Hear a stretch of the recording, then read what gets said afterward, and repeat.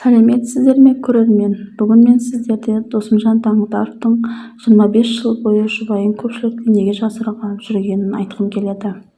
Отандық әнші Досымжан Таңатаровтың шаңырақ көтергеніне биыл 25 жыл толған. Өнер иесі осы уақыттың ішінде әйелін көпшілікке көрсетпеу себебін "Ұйқым келмейді" бағдарламасында айтып берді. Қызғаншақтым, қазақтың қарапайым келіншегі. Тәрбиесі солай шығар. Шығам десе елдің алдында, жүрем десе өз еркі. Бірақ ерлі-зайыпты болғаннан кейін өзінің қалауы. Мамандығы мейірбике.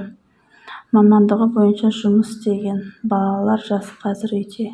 Ел білмейтін бір құпия, бір адам болсын да біздің отбасыда жетеді. Досымжан Таңатаров.